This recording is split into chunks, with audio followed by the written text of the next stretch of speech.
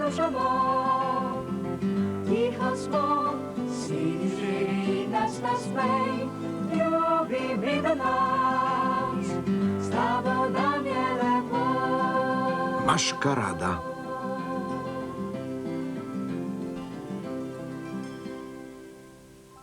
Nekega popoldneva je stari medvedek stal na stolu v otroški sobi in pospravljal košaro s staro kramo. Mislim, da te šare ne bomo več potrebovali. Že leta je v košari. Naj jo vržemo proč, da bo v košari prostor za kaj drugega. Poglejva, če je notri kaj uporabnega. Prav ko sta hotela prestaviti košaro, je v sobo priteklo nekaj čudnega in s pridušenim glasom kričalo. Na pomoč! Au!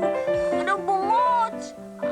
Stari medvedek in Rudolf sta se presenečeno obrnila. Stol se je zamajal, košara se je prevrnila in pol njene vsebine se je streslo na čudno prikazano. Kaj je bilo to? Mislim, da je slon, ki nosi hlače malega medvedka. Skupaj sta prebrskala kup na tleh in rešila nepričakovanega obiskovalca. Stari medvedek je prijel nekaj, kar je bilo podobno stari nogavici in močno potegnil. Ven je pokukal zgornji del malega medvedka, ki je bil videti zelo razgret in vznemirjen. Mali medvedek, zakaj si imel nogavico na glavi?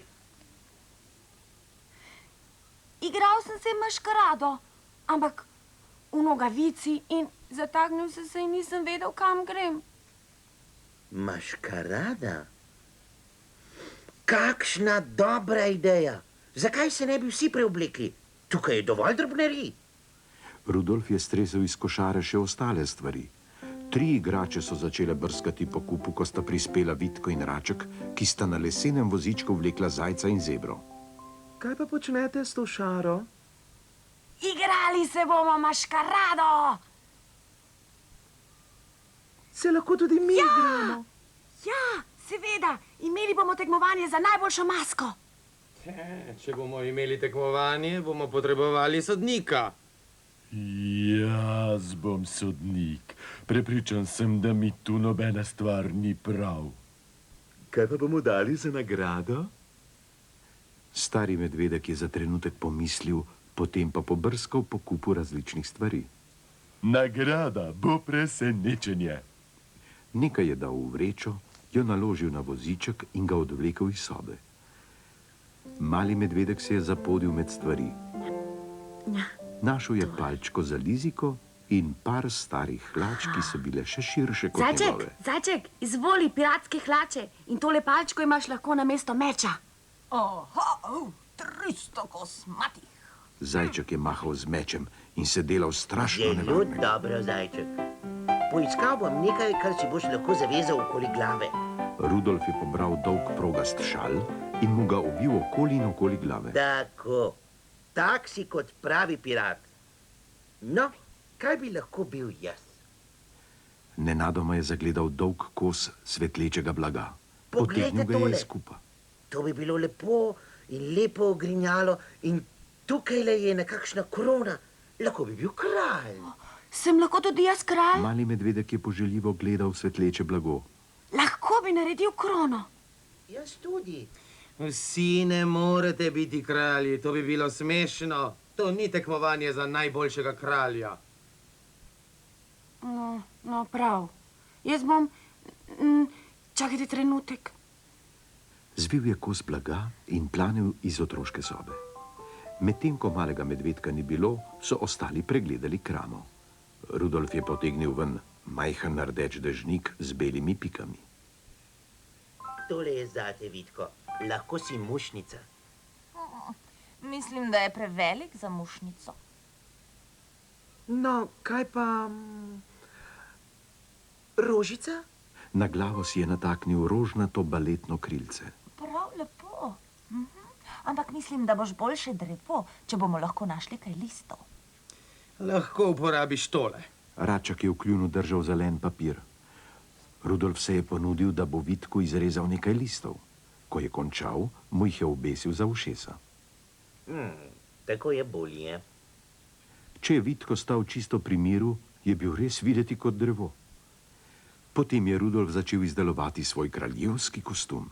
Medtem je zajček našel majhen mošnjiček, v njem je bilo veliko lepih školjk. Poglej, zebra. Že vem, kaj si lahko ti. Morski konjiček? Zebra je buljila v školjke. Čisto. Samorok. Eno teh dolgih školjk si lahko pritrdiš za rok. So samorogi prugasti?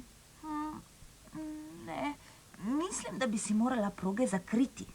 V tem trenutku se je izza vrat oglasil strašen glas. V sobi se je pojavila bela postava. Živali so se poskušale skriti druga za drugo. Mala postava je lebdela še naprej, dokler se ni zaletela v kavč in končno pristala v naročju kralja Rudolfa.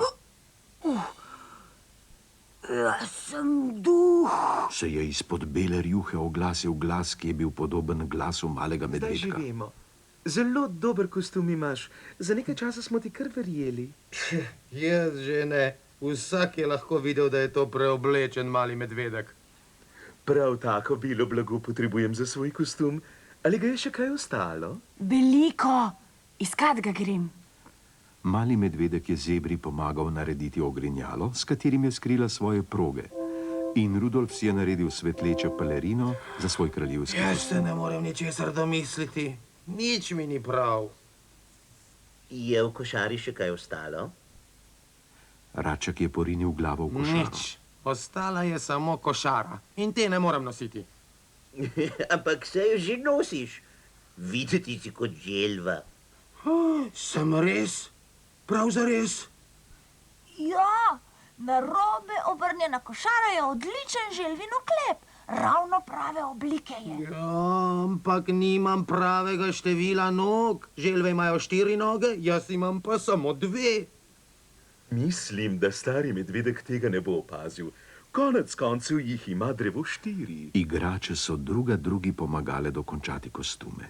Potem so kralj, duh, želva, samorok, pirat in zelo visoko drevo odkorakali iz otroške sobe iskat starega medvedka.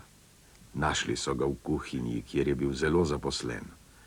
Voziček je krasil s trakovi in papirnatimi rožami in drugimi drobnarijami iz svoje vreče. Stari medvedek. Kaj pa je to? To je oder na vozičku. Zmagovalec za najboljšo masko bo stopil nanj in peljali ga bomo naokoli.